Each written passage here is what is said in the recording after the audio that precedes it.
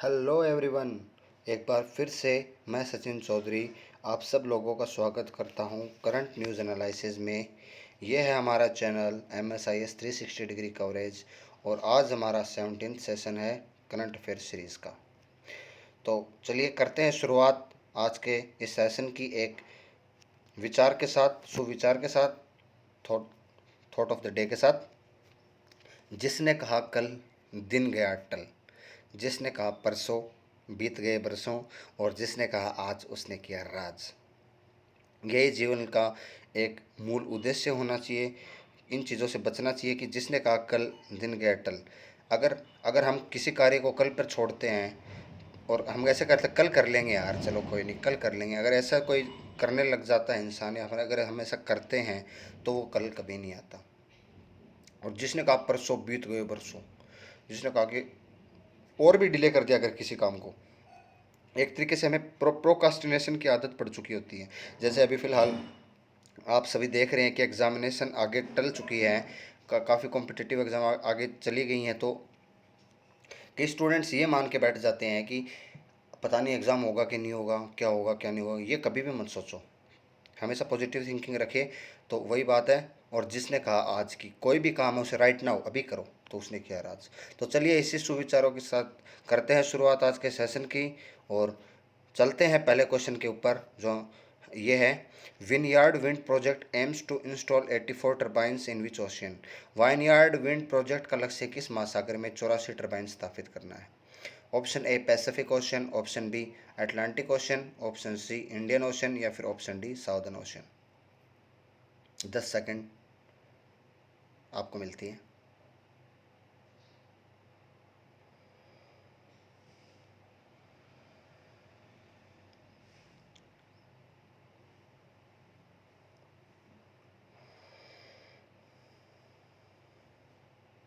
चलिए इस क्वेश्चन का answer option B Atlantic Ocean है। देखिए बच्चों, अब से मैं एक काम करूंगा कि जो भी लेक्चर रहेगा उससे पहले मैं बता दूंगा कि उसको ड्यूरेशन क्या रहने वाला है। तो सुन लीजिए, आज का जो लेक्चर रहने वाला है वो 27 से 30 मिनट तक का ड्यूरेशन होगा, इससे ज़्यादा नहीं होगा। 30 मिनट से 1 मिनट भी ऊपर नहीं होगी, ये मेरा वादा है। ओके, तो इस क्वेश्चन का आंसर होगा अटलांटिक ओशन। अब ये विनयार्ड विंड प्रोजेक्ट है क्या, इसने 84 टर्बाइन कौन से ओशन में किए, सारी तमाम खबरें जानने के लिए चलिए इस क्वेश्चन की डिटेल में चलते हैं। ये देखिए आप, US Biden administration pro Nations first measure of sound, ये आप पढ़ सकते हैं। तो इससे ये तो साफ जाहिर हो चुका है कि ये यूएसए का काम है, क्योंकि यूएसए के प्रेसिडेंट जो बिडेन आप सबको मालूम है, उन्होंने परमिशन दे दी है। ये क्या करेंगे, ये अटलांटिक ओशन में 84 टर्बाइन को सेटअप करने जा रहे हैं, जो कि 800 मेगावाट इलेक्ट्रिसिटी प्रोड्यूस करेगा। 2023 तक 3600 नए लोगों को, 3600 न्यू पीपल को जॉब मिलेगी इस वजह से। अब ये विनयार्ड विंड है क्या, ये आपने पढ़ लिया होगा। विनयार्ड, ये देखिए आप, विनयार्ड विंड ये एक साउथ वायर का एक new course of office of शोर विंड है। ऑफ शोर विंड, अभी ऑफ शोर क्या होता है, ऑफ शोर का मतलब होता है किनारे से काफ़ी दूरी के ऊपर जो चीज़ें जो इस्टेब्लिश किया जाएगा उसको ऑफ शोर कहते हैं। हमें मालूम होना चाहिए कि ओशन में है ना, हाई प्रेशर और लो प्रेशर की वजह से विंड चलती रहती है। अब आपको ओशन के बारे में बताता हूँ कि क्या क्राइटेरिया रहता है और इन्होंने यहाँ पे क्यों स्टेब्लिश किया है। तो ओशन में क्या रहता है, हाई प्रेशर और लो प्रेशर की वजह से विंड चलती रहती है, जिसको हम लैंड ब्रिज और सी ब्रिज कहते हैं। ये भी मैं आपको बताऊंगा, तब तक आप एक बार ये देख लीजिए। Got it. चलिए ये देखिए इसको एक तरीके से, अब मैं थोड़ा ओशन इनके बारे में आपको बेसिक बातें बता देता हूँ। आप ऐसे समझे कि जब लैंड का टेम्परेचर बढ़ जाए, अगर ज़मीन का टेम्परेचर बढ़ जाता है तो बढ़ जाए तो हवा ऊपर उठ जाती है। जब हवा ऊपर उठती है तो ओशन में वाटर है ना, उसका टेम्परेचर उतना ही जल्दी उतना जल्दी इंक्रीज नहीं होता।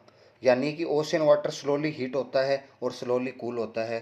ठीक उस वजह से क्या होता है, हाई प्रेशर ओशन के ऊपर, उसकी वजह से होता है हाई प्रेशर ओशन के ऊपर बन जाता है। फिर जो विंड चलती है वो लैंड की ओर आती है, यानी कि उस वजह से क्या होगा, ये टरबाइन घूमता रहेगा। रात जब होती है तो ज़मीन जो होती है वो तो हो जाती है ठंडी, क्योंकि लैंड जल्दी हीट होती है और जल्दी ठंडी हो जाती है। ये एक ज्योग्राफी का नियम है, एक रूल है। तो इस केस में विंड है ना, वो लैंड से ओशन की ओर जाती है। अब की बार क्या होगा, हाई प्रेशर जोन कहाँ पे क्रिएट होगा, लैंड के ऊपर क्रिएट होगा। ठीक है जी। एक बात समझें कि विंड हमेशा हाई प्रेशर से लो प्रेशर की ओर मूव करती है। विंड जो होती है ना वो हाई प्रेशर से लो प्रेशर की ओर मूव करती है, और वो भी हॉरिजॉन्टल डायरेक्शन में। हॉरिजॉन्टल डायरेक्शन में यानी कि हॉरिजॉन्टल डायरेक्शन यानी एक्स एक्सिस और वाई एक्सिस जो होते हैं ना, एक्स एक्सिस मानी हॉरिजॉन्टली यानी समांतर, पैरेलल। ओके। और एयर हमेशा लो प्रेशर से हाई प्रेशर पे की ओर जाती है, जो कि वर्टिकल डायरेक्शन होता है 90 डिग्री की ओर। अब ये लैंड ब्रिज और सी ब्रिज की जो साइकिल है दिन भर चलेगी, ये साइकिल चलती रहेगी। और इस प्रोजेक्ट का ऑफ शोर का जो नाम दिया है यानी तट से काफ़ी दूर है, ये project eastern states of America जो मैसाचुसेट्स से 23 किलोमीटर दूर है, अटलांटिक ओशन में, आप देख सकते हैं यहाँ पे, से अटलांटिक ओशन में लगाया जा रहा है। जब हम देश और दुनिया के विंड मिल की बात करते हैं तो हमें इंडिया का भी याद आ जाता है कि इंडिया ने 2020 तक का क्या टारगेट ले रखा था।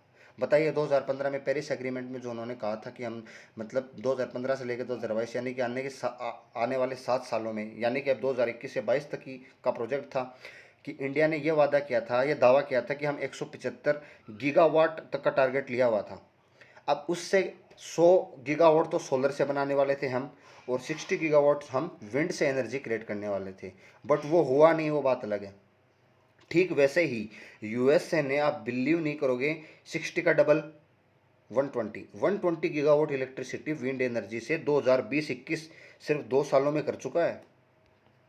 देख लीजिए आप क्या किस लेवल पे ये काम कर रहे हैं। तो अगर अब आप पूछेंगे कि सर यहाँ पे विंड एनर्जी तो ठीक है, बहुत ही अच्छी बात है, लेकिन सर सोलर एनर्जी का क्या सीन है। तो सोलर एनर्जी तो आप जैसे कि जानते हैं ये बहुत ही काफ़ी लेटीट्यूड में काफ़ी ऊपर स्थित है, तो ये सोलर एनर्जी का इतना खास कर नहीं पाता, बट विंड एनर्जी में इसने जो करामात की है बहुत ही सराहनीय लायक है। अब विंड टर्बाइन के बारे में आपको बता दूं कि जब ये किसी,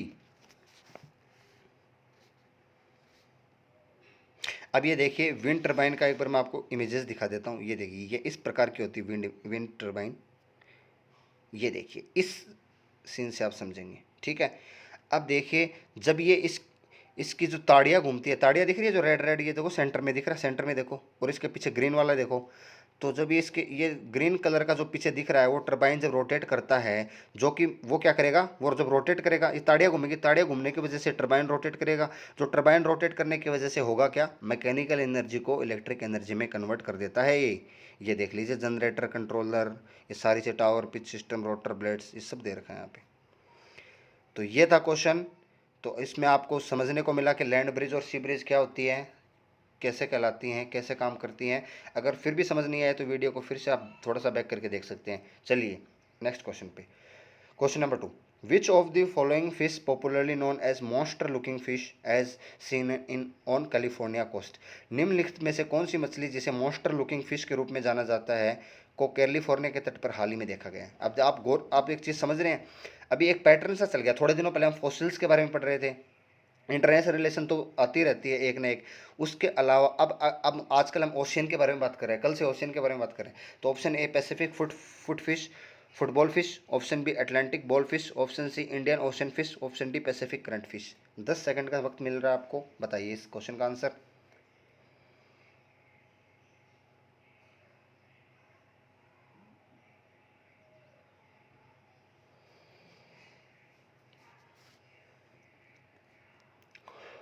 कोई भी क्वेश्चन सुर्खियों में होता है ना किसी रीजन की वजह से होता है। चलिए इस क्वेश्चन का आंसर बताइए। चलिए इस क्वेश्चन का answer option A Pacific football fish. अब आप कहेंगे सर फुटबॉल फिश भी होती है, और क्या क्या इस फिश के क्या क्या कैरेक्टरिस्टिक्स है, क्या क्या बातें हैं, चलिए जानने के लिए देखते हैं आगे। ये तो देखिए इसकी news, beach goer discover rare terrifying football fish on southern California shore. शार्दन, ये भी अमेरिका की न्यूज़ है एक तरीके से, देखो बैक टू बैक यूएसए के दो न्यूज़ आ रही है। तो यूनिक फैक्ट ये है कि ये फिश किनारे से यानी किनारे पे सतह पे कभी दिखती ही नहीं है, देखी नहीं जाती है। तो फिर आप पूछेंगे कि सर इस इमेज में तो ये किनारे के ऊपर पड़ी हुई है, बिल्कुल सही पहचाना। तभी इस किसी एक व्यक्ति ने इसको देखा और उसने इस चीज़ के बारे में इन्फॉर्म किया, तो इस फिश के बारे में क्वेश्चन बन रहा है अभी आपके लिए। ये एक तरीके की मांसाहारी मछली है। इसको देखिए, इसके शेप देखिए, फुटबॉल जैसी लगेगी, दूर से देखेंगे तो फुटबॉल जैसी लग रही है, अभी तो जूते जैसी लग रही है, जूता पड़ा हो देखो, ये मुंह खोले पड़ी है यहाँ पे। तो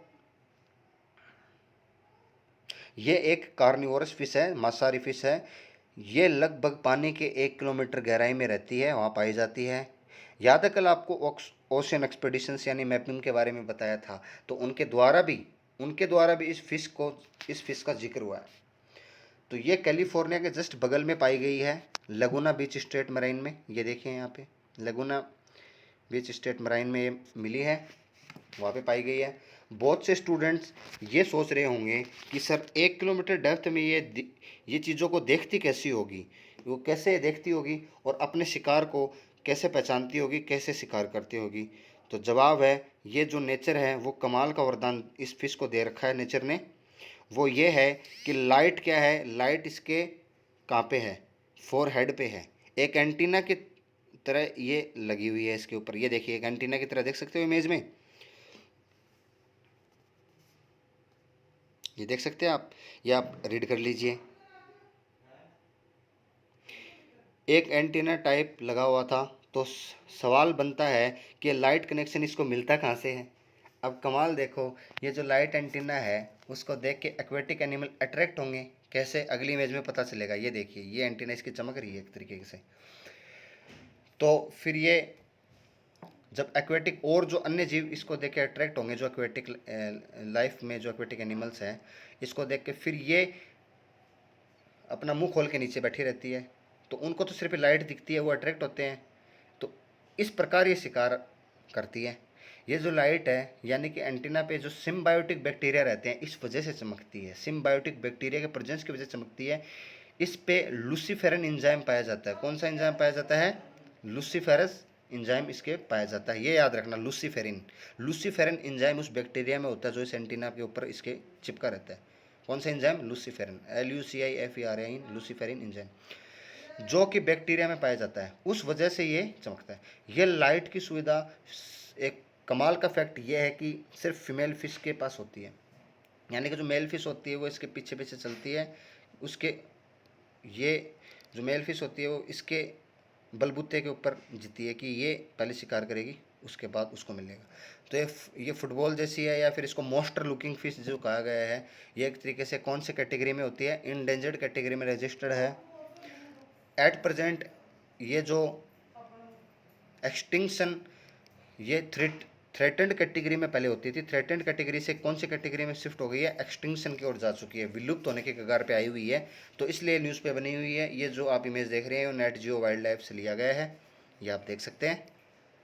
अब ये पूरी लिस्ट है, हालांकि मैं 2-3 बार पहले भी आपको ये प्रोवाइड कर चुका हूँ, ये आप फिर से स्क्रीनशॉट ले सकते हैं चाहे तो। ये देखिए ये अलग अलग, जैसे ऑल स्पीसीज में क्या क्या कैटेगरी है देखो, नॉट इवेलुएट, नॉट अप्लीकेबल, नीचे से ऊपर की तरफ देखिए, data deficient, list concern, near threaten, मतलब ऊपर जैसे जैसे ऊपर आप बढ़ रहे हैं वैसे वैसे ये एक तरीके से संकट की ओर बढ़ रहे हैं जीव, वो इसमें ये कैटेगरी है।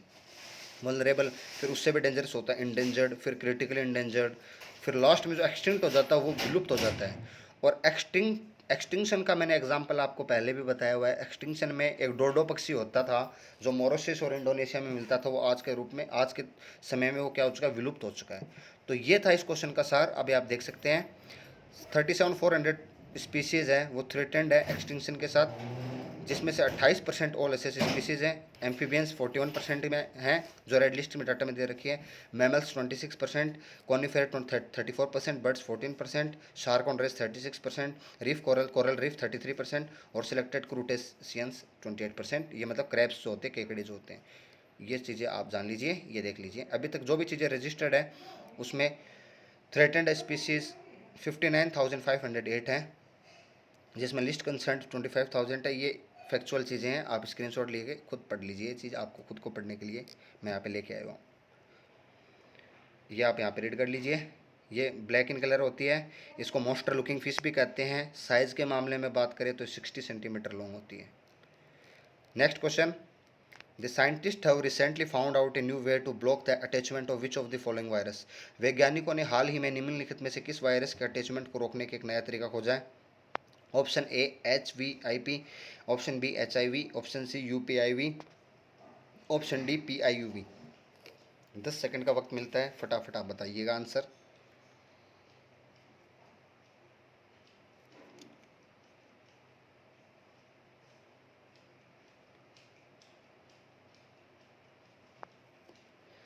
अब ये थर्ड क्वेश्चन है बैक टू बैक, ये भी अमेरिका से रिलेटेड है। है ना कमाल, मतलब बैक टू बैक 3 क्वेश्चन, क्या कारनामा कर रहा है अमेरिका आजकल। चलिए इस क्वेश्चन का आंसर बता देते हैं। ऑप्शन ए HPIV इसका आंसर होगा। ये है क्या, क्या माजरा है, सब आपको बताएंगे। अभी आपको डिटेल में बताएंगे, तब इस क्वेश्चन का सार समझ में आएगा। सबसे पहले तो आप ये देख लीजिए, ये न्यूज़ है कि साइंटिस्ट ने डेवलप किया है block virus causing respiratory infection in children, Washington की न्यूज़ है। देखिए अमेरिकन साइंटिस्ट ने ऐसा कार्य विकसित किया है HVIP के फॉर्म में कि ये वायरस ह्यूमन बॉडी यानी ह्यूमन के सेल से कैसे अटैच होता है उसको रोकने का काम किया है। अब HVIV का फुल फॉर्म क्या होता है? HPIV का फुल फॉर्म होता है ह्यूमन पेरेन, यहाँ पे देख सकते हैं पेरेन्फ्लुएंजा वायरस। जो न्यूमोनिया करने वाला वायरस है ना, वो बॉडी में घुसने से पहले क्या करता है वो जान लो। जब ये बच्चों की बॉडी में एंट्री करता है उस वक्त खुद ये RNA वायरस होता है, रियोक्स रियोक्स रियोक्सोबी न्यूक्लिक एसिड जिसको कहते हैं। ये रेस्पिरेशन के थ्रू बॉडी में जाता है और ये RNA जब अंदर एंट्री करता है तो इसकी खासियत क्या है, वो ये है कि एक हेल्दी सेल के पास जाके ये खुद को अटैच कर लेता है, चिपक जाता है उस हेल्दी सेल के पास जाके। इसके पास ऐसे प्रोटीन पाए जाते हैं जो सेल को डिसोल्यूट कर देता है, एक तरीके से डाइल्यूशन कर दे, उसका डाइल्यूशन कर देता है, उसको तोड़ देता है, यानी कि सेल को गला देता है। जब एक सेल को गला दिया तो ये वायरस दूसरे सेल में ईजिली एंटर कर जाता है। ये HVIP वायरस अपने अंदर के RNA को निकाल कर दूसरी सेल में डाल देता है, फिर मल्टीप्लाई होता रहता है और बीमारी फैलाता है। ये इसका रीज़न। अब ये देख लीजिए, आप इसके बारे में पढ़ लीजिए, इंट्रोडक्शन में है। ये 1950 में पहली बार डिस्कवर हुआ था। ये यंगर चिल्ड्रन के ऊपर अटैक करता है। ये 1 से 4 टाइप में डिवाइड है। ये देखो RNA, ये एक तरीके से प्रोटीन होते हैं इसमें भी, RNA पॉलीमरेज RNA। ये देखिए ये शेप है इसकी। ओके, अब ये देखिए पैरा इन्फ्लुएंजा वायरस टाइप है। ये 4 टाइप के होते हैं। पहला टाइप है सेंडाई वायरस, दूसरा टाइप है acute laryngotracheobronchitis, type 3 respiratory infection in children और टाइप 4 रेस्पिरेटरी इन्फेक्शन। तो इंडिया में जितने भी बच्चे अर्ली एज में मरते हैं उसमें से 30 से 40% बच्चे हैं जो टाइप 3 देख रहे हैं, जो आप टाइप 3 आप देखिए रेस्पिरेटरी इन्फेक्शन इन चिल्ड्रन, इसकी वजह से मरते हैं। ओके, अब इसके 4 स्टीरियोटाइप देख लीजिए। पैरामिक्सोविरिडेई, HVIP, ये इतनी एक एडिशनल चीज़ें इनको याद करने की ज़रूरत नहीं रहती, बस आप इनको बस नॉर्मली रीड कर लीजिएगा। जो इंपॉर्टेंट चीज़ें होगी मैं आपको वैसे इन्फॉर्म कर दूंगा। ये मोस्ट कॉमन होता है of crop of upper and lower respiratory illness typical. ये जो HVIP2 होता है वो upper lower respiratory tract illness करता है। जो HVIP3 होता है वो ब्रोंक्यूलिटिस और न्यूमोनिया क्रिएट करता है, जो हमारे श्वास नली होती है ना, ब्रोंक्यूलिटिस। HVIP4 होता है इंक्लूड सब टाइप 4A एंड 4B। क्या देखिए ये जो पेप्टाइड्स बॉन्ड होते हैं ये इसमें जुड़े रहते हैं। हाँ, ये किस में जुड़े होते हैं, ये क्या है, ये आपको अब एक बार बताऊंगा तब पता चलेगा। अब ये देखो, जो इसको रोकने का क्या तरीका था, इसको कैसे रोका जाता था पहले। देखो बीटा अमीनो एसिड है ना, बीटा अमीनो एसिड के साथ कोलेस्ट्रॉल की लेयर बनाई जाती थी सेल पे, ताकि उस सेल पे बीटा अमीनो एसिड और कोलेस्ट्रॉल की जब लेयर बनेगी तो ये RNA जो है ना ये हमारे अन्य सेल्स पे नहीं पहुंच पाएगा, नहीं पहुंच पाता था। अब गोलमैन लैब ने बीटा अमीनो एसिड में मॉडिफिकेशन कर दिया, मतलब बदलाव कर दिया, जिसके हेल्प से अब RNA वायरस दूसरे सेल में एंट्री ही नहीं कर पाएगा, डायरेक्ट ही नहीं कर पाएगा। पहले तो बीटा अमीनो एसिड के साथ कोलेस्ट्रॉल मिलाया जाता था, तो अमीनो एसिड आपस में इन पेप्टाइड बॉन्ड से ज्वाइन रहता है। कौन रहता है? अमीनो एसिड रहता है। कौन से? इन पेप्टाइड बॉन्ड से। ये देख सकते हैं आप NH3 CHR1 CO NH, ये आप देखो R2, ये इस प्रकार की ये इसकी संरचना होती है, एक स्ट्रक्चर होता है इसका। ये केमिस्ट्री की चीज़ आप यहाँ पे देख सकते हैं। इस क्वेश्चन के बारे में देख लीजिए। HVIP लीडिंग कोज है, जो 30 से 40% ये सारी बातें मैंने आपको बता दी, इसकी वजह से होता है, रेस्पिरेटरी इलनेस की वजह से मारे जाते हैं बच्चे। और ये होता किसकी वजह से है? RNA की वजह से होते हैं। ओके, हिंदी में भी दे रखा है, आप रीड कर लीजिए। चलिए होमवर्क का पहला क्वेश्चन लिखिए। होमवर्क का पहला क्वेश्चन स्क्रीनशॉट ले लीजिए या लिख लीजिए। The first nuclear explosion in India was conducted at, the first nuclear explosion in India was conducted at, option A Pokhran, option B Bombay, option C Nellai, option D Sriharikota. मैं उम्मीद करता हूँ आपने स्क्रीनशॉट ले लिया होगा, बाद में लिख लेना या फिर अभी लिख लीजिए। चलिए बढ़ते हैं आगे। Question 4, the wild life institute of India recently conducted A monkey census in which state. ये देखिए, भारतीय वन्य जीवन संस्था ने हाल में ही किस राज्य में एक बंदर जनगणना आयोजित की है? Option A Maharashtra, option B Punjab, option C Haryana, option D Assam. बताइए आंसर।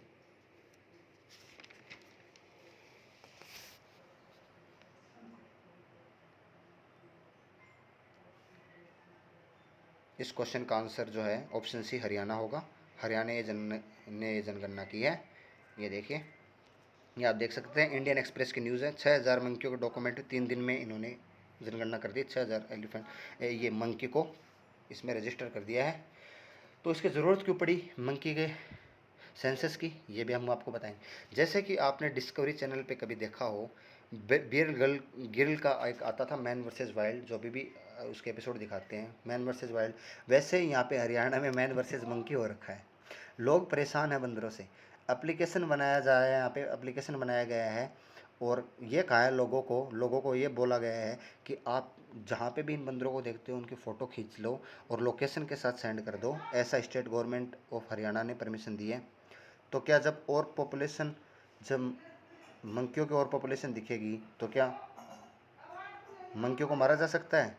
आंसर होगा बिल्कुल। वाइल्ड लाइफ प्रोटेक्शन एक्ट 1972 के तहत शेड्यूल 2 में मंकी को प्रोटेक्ट किया जाता है। बट जब ये और क्राउडेड हो जाए तो उस केस में इनको मारने की परमिशन भी दी जा सकती है। उत्तराखंड गवर्नमेंट ने पहले कर चुकी है। तो आप देख सकते हैं ये जो उधम मचाए हुए जो बंदर, वो लाल मुंह का बंदर जिसको कहते हैं, वो ये है रिसूस मकाऊ, जिसको कहते हैं मकाऊ मुलाटा। ये जो अभी फ़िलहाल लिस्ट कंसर्न कैटेगरी में ये IUCN की रेड डाटा बुक में लिस्ट कंसर्न कैटेगरी में ये इसको रजिस्टर कर रखा है। ये देख लीजिए आप, ये चीज़ें पढ़ सकते हो, आपके लिए एक्स्ट्रा इन्फॉर्मेशन में लेके आऊँ। 11 एशियन कंट्री में मिलता है। ये देख रहे होंगे आप। ये देखिए, वाइल्ड लाइफ प्रोटेक्शन एक्ट 1972 भी मैं लेके आ गया हूँ, इसको रीड कर लीजिएगा। इसमें शेड्यूल 1, 2, 3, 4, 5 5 शेड्यूल हैं इसमें, जिसमें 1 में लिस्ट रेयर और इंडेंजर्ड प्रोटेक्टेड स्पीसीज रहते हैं। शेड्यूल 2 में game species licence issued for under special circumstances के लिए इनको दिया जाता है शेड्यूल 3 में। और शेड्यूल 4 में स्मॉल छोटे छोटे जो स्पीसीज है उसके बारे में दे रखा है। और स्पीसीज 5 में vermin, common crow, fruit bat, mice and rat, ये सारी ये जो ऑर्गेनिज्म और जो जानवर है फ्लोरा एंड फौना, ये दे रखे हैं। अमेंडमेंट 1991 में किया गया था, ये आप देख सकते हैं।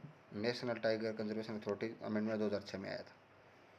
ये वाइल्ड लाइफ प्रोटेक्शन एक्ट 1972 के तहत काफ़ी क्वेश्चन बनते हैं एग्जाम में, ये आप स्क्रीनशॉट ले लीजिए और इसको पढ़ लीजिए।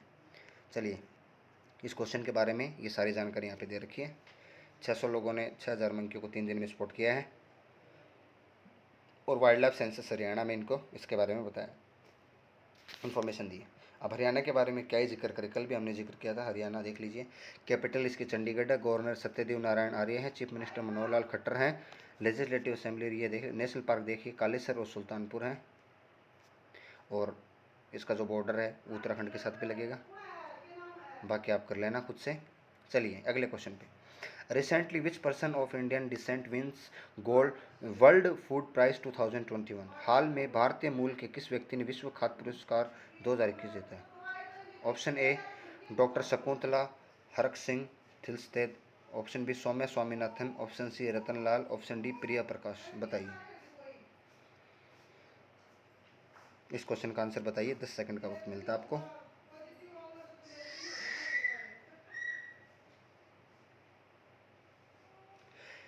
इस क्वेश्चन का जो आंसर है, इस क्वेश्चन का जो आंसर होगा option A doctor Shakuntala Harak Singh Thilsted हैं।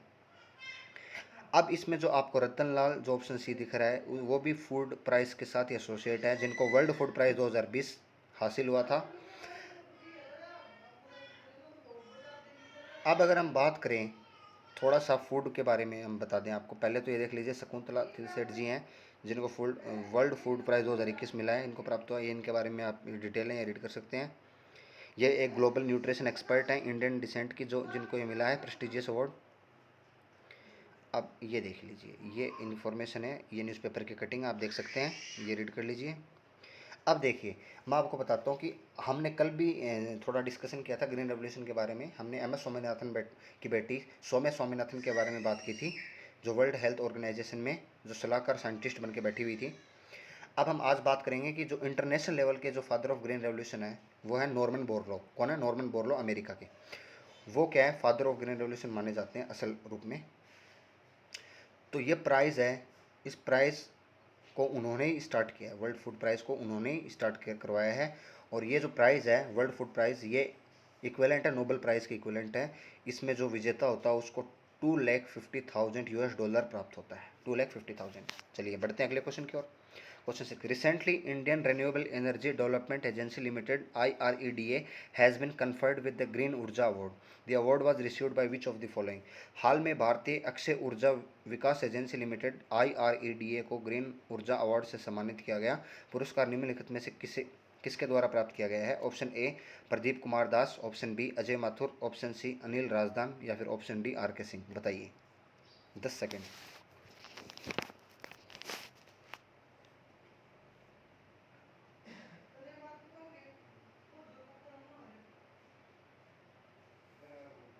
इस क्वेश्चन का जो आंसर है ऑप्शन ए प्रदीप कुमार दास है।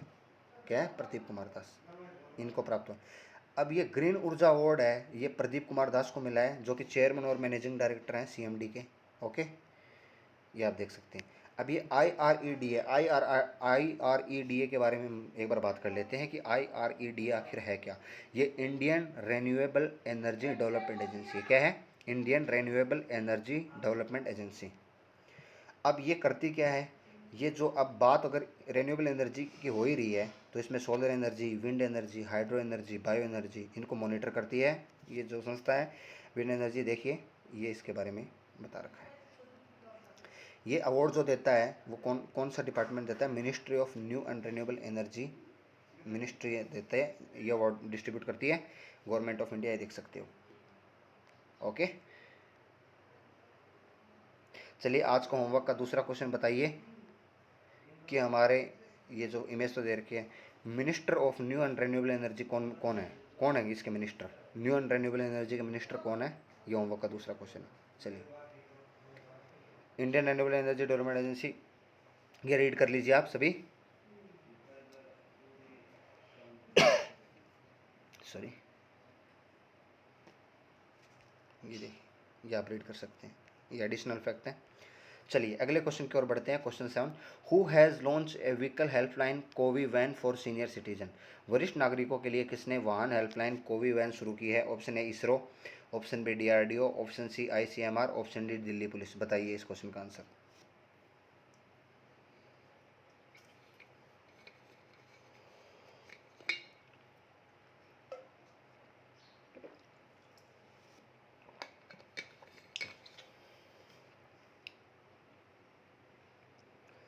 चलिए वक्त हो चला इसका आंसर की चर्चा करने का। क्वेश्चन 7 का answer option D Delhi police. Delhi police ने यह vehicle helpline Covi van senior citizen के लिए लॉन्च किया है। ये क्या करेगी? ये देखिए कोवी वैन है, ये अरेस्ट करेगी सीनियर सिटीजन। साउथ दिल्ली में इसको लॉन्च किया गया है एक तरीके से।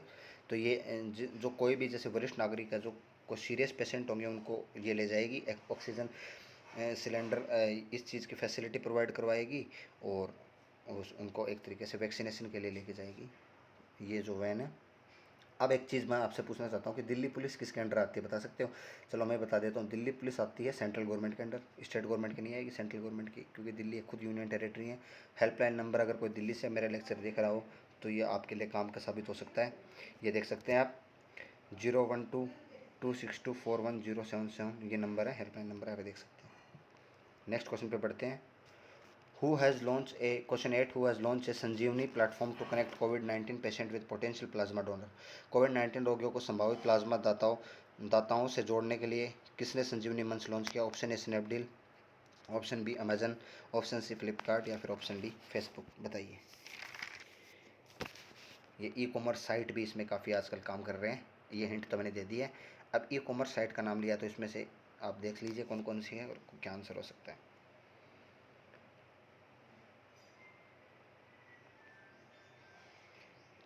चलिए इस क्वेश्चन का आंसर का हम करते हैं डिस्कस। इस क्वेश्चन का आंसर ऑप्शन ए स्नैपडील होगा। जो कोविड-19 है, कोविड-19 से जो सही हुआ ना, उसके प्लाज्मा में अभी हाल ही में बढ़िया बढ़िया सी एंटीबॉडी बनी हुई है। तो वो लोग जो अपनी प्लाज्मा को डोनेट करना चाह रहे हो और वो बाहर निकलने का रिस्क भी नहीं लेना चाहते हो, तो वो क्या कर सकते हैं, स्नैपडील प्लेटफॉर्म पे वो क्या कर सकते हैं, इसको पहुंचा सकते हैं। और स्नैपडील क्या करेगा, उसको उन रोगियों को, उन पेशेंट के पास लेके जाएगा जो कोविड-19 से प्रभावित हैं। ऑप्शन ए स्नैपडील इसका आंसर होगा। अब ये देख लीजिए, द हिंदू की न्यूज़ है, Snapdeal creates platform to connect patient with plasma donor. ये देख सकते हैं आप स्नैपडील के बारे में। Snapdeal is a online marketplace, New Delhi, India. The company was started by, company किसके द्वारा स्टार्ट की गई थी? कुणाल बहल, वाकटॉन ग्रेजुएट है, जो कि ड्यूअल डिग्री और एमएनटी इंजीनियरिंग और business programme at Penn, and Rohit Bansal और रोहित बंसल का भी इसमें योगदान रहा है। कुणाल बहल और रोहित बंसल हो गए जो अलुमनस ऑफ आईआईटी दिल्ली में निकले हुए फरवरी 2010 के बैच के। First to sell automobile online in India, जो सबसे पहले ऑटोमोबाइल ऑनलाइन जो भारत में शुरुआत की। 500 से ज़्यादा कैटेगरी में सामान को यहाँ पे इधर उधर वो डिस्ट्रीब्यूट करते हैं। 6000 ब्रांड हैं इनके पास और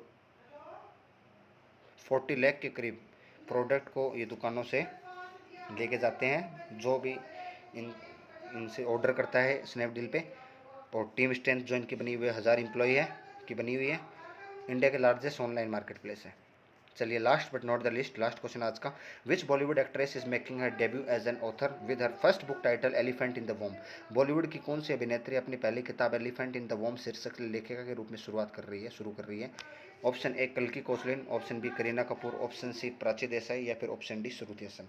मतलब क्वेश्चन का तात्पर्य ये है कि ये एक्ट्रेस है, ये एक तरीके से एक्ट्रेस है, लेकिन अब ये क्या कर रहे हैं कि जैसे कि अब लॉकडाउन में फिल्म मूवीज़ वगैरह भी तो नहीं बन रही है, तो ये क्या कर रही है, एक तरीके से ऑथर के रूप में ये अपनी डेब्यू कर रही है। अब ये लिखे भी पहले एक्ट्रेस है, सारी एक्ट्रेस हैं, तो इनमें से कौन सी एक्ट्रेस है जो एक ऑथर भी बन रही है? ये क्वेश्चन का मतलब बताइए। 10 सेकंड का वक्त आपको मिलता है।